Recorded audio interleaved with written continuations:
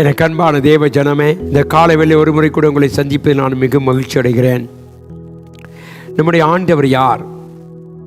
நம்முடைய ஆண்டவர் நம்மை உருவாக்கினவர், நம்மை நடத்துகிற தேவன், நம்மை பார்த்து நம்மை பேர் சொல்லி அழைத்தவர்.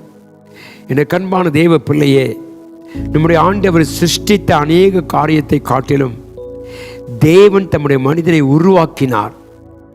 அநேக காரியங்களை சிருஷ்டித்தார், ஆனால் மனிதனை தன் கையால் உருவாக்கினார். எனக்கு அன்பான தேவ பிள்ளையே, நம்முடைய ஆண்டவர் நம்மை உருவாக்குவதற்கு ஒரு நோக்கம் உண்டு. நம்மை கர்த்தர் அவருடைய தனமாக மாற்றுவதற்காக, அவருடைய பிள்ளைகளாக மாற்றும்படியாகவே கர்த்தர் நம்மை உருவாக்கினார். ஏசாயாவின் புத்தகம் 43ஆம் அதிகாரம் முதல் வசனத்தை வாசிக்கும் பொழுது கர்த்தராய் ஆண்டவர் சொல்லுகிறார், இப்போதும் யாக்கோபே, உன்னை சிருஷ்டித்தவரும் இஸ்ரவேலே உன்னை உருவாக்கினவருமாகிய கர்த்தர் சொல்லுகிறதாவது, பயப்படாதே, உன்னை மீட்டுக் கொண்டேன், உன்னை பேர் சொல்லி அழைத்தேன், நீ என்னுடையவன். எனக்கு அன்பான தேவ பிள்ளையே, இங்கே தேவன் தம்முடைய முழு திட்டத்தை வெளிப்படுத்துகிறார். நான் உன்னை உருவாக்கினவர். எனக்கு அன்பான தேவ பிள்ளையே, கர்த்தர் இந்த முழு உலகத்தை சிருஷ்டித்தார், ஆனால் மனிதனை மாத்திரமே தன் கையால் உருவாக்கினார். எனக்கு அன்பான தேவ பிள்ளையே, எதற்காக கர்த்தரை உருவாக்கினார்? எங்கிருந்து கர்த்தரை உருவாக்கினார் என்றால், தேவனுடைய பிள்ளையை உளையான சேற்றிலும் அவாந்தர வெளியிலிருந்து நம்மை கர்த்தர் உருவாக்கி எடுத்து கொண்டு வந்தார். இந்த காலை வெள்ளை சொல்லுவோம், கர்த்தாவே, நீர் என்னை உருவாக்கினவர், உமக்கு முன்பாக நாங்கள் நிற்கிறோம் ஆண்டவரே, ஏனென்றால் நீ பயப்படாதே, உன்னை உருவாக்கினேன் என்று கர்த்தர் சொல்லுகிறார். தேவன் நம்மை உருவாக்கி இருக்கிறார்.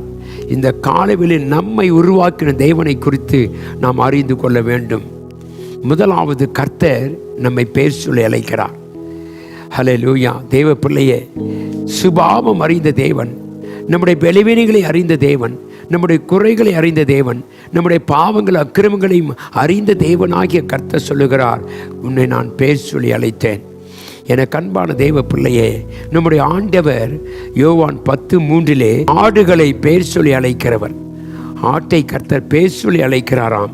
எனக்கு அன்பான தேவ பிள்ளையே, நம்முடைய சுபாவங்களை மாற்றி நம்முடைய தேவனை பிள்ளைகளாக மாற்றும்படியாக தேவன் நம்மை பேர் சொல்லி அழைக்கிறார். இந்த காலை வெள்ளை நம்மோடு இருக்கிற ஆண்டவர் நம்மை பேர் சொல்லி அழைத்தவன் யார் என்றால், வேதம் சொல்ற 2ஆம் வசனத்திலே, நான் உன்னோடு கொண்டிருப்பேன். எந்த சூழ்நிலையிலும் நம்மோடு இருக்கிறவர் கர்த்தர். ஹல்லேலூயா. சூழ்நிலைகள் மாறலாம், சந்தர்ப்பங்கள் மாறலாம், ஆனால் தேவன் நம்மை விட்டு விலகுவதே இல்லை. ஆகவேதான் கர்த்தர் சொன்னார், நான் உன்னோடு கொண்டிருப்பேன். எனக்கு அன்பான தேவப்பிள்ளை, இது தைரியமான நம்பிக்கையான ஒரு வார்த்தை. உலகத்திலே மனிதன் கொடுக்கிற வார்த்தை அல்ல, இது தேவன் கொடுக்கிற வார்த்தை. இந்த தேவனாய் கர்த்தர் தான் நம்மை உருவாக்கினார். ஆறுகளை கடக்கும் பொழுதும், நீ தண்ணீரை கடக்கும் பொழுதும் கர்த்தனோடு கொடுப்பேன் என்று வாக்குத்தத்தம் செய்கிறார். என கண்பான தேவ பிள்ளையே, இந்த தேவன் இன்றைக்கு உன்னோடு கூட இருக்கிறாரா?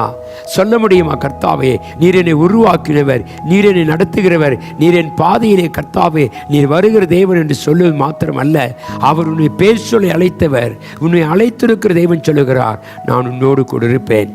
என கண்பான தேவ பிள்ளையே, எந்த சூழலிலும் கர்த்தர் உன்னை கைவிட மாட்டார். போராட்டங்கள் வரலாம், பிரச்சனைகள் வரலாம், ஆனால் கர்த்தருடைய வாக்கு மாறுவதே இல்லை. சூழலில் மத்தியிலே கூட வாழும் பொழுது உன்னை மாற்றி அமைக்கிறவர் கர்த்தர். தெய்வ சமூகத்தில் சொல்லுவோம், கர்த்தாவே, நீர் எங்களை உருவாக்கினதுக்காக உமக்கு நன்றி. நாங்கள் உம்முடைய சாயலாக எங்களை உருவாக்கினீர் கர்த்தாவே. எதற்கென்றால் நாம் அவரை துதித்து அவரை மகிமைப்படுத்த. ஆகவே தேவ பிள்ளை, இந்த கால வேளையில கர்த்தராய் ஆண்டவர் நமக்கு சொல்லுகிற காரியம் அதுதான். தேவனை அறிந்து ஆராதிப்போம், அப்பொழுது கர்த்தர் நம்மை கைவிட மாட்டார். கண்களை மூடி ஜெபிப்போம். கிருபையும் இரக்கமும் மாறாத அன்பும் உள்ள நல்ல தகப்பனே, இந்த அதிகாலை வேலைக்காய் ஸ்தோத்திரம். நீர் எங்களை உருவாக்கி எங்களை பேர் சொல்லி அழைத்து கர்த்தாவை எங்களோடு கொண்டிருப்பேன் என்று நீர் வாக்குத்தத்தம் செய்கிறதுக்காய் ஸ்தோத்திரம்.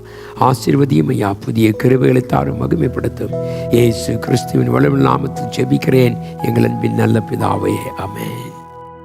கர்த்தர் நம்மை ஆசீர்வதிப்பாராக. ஆமென்.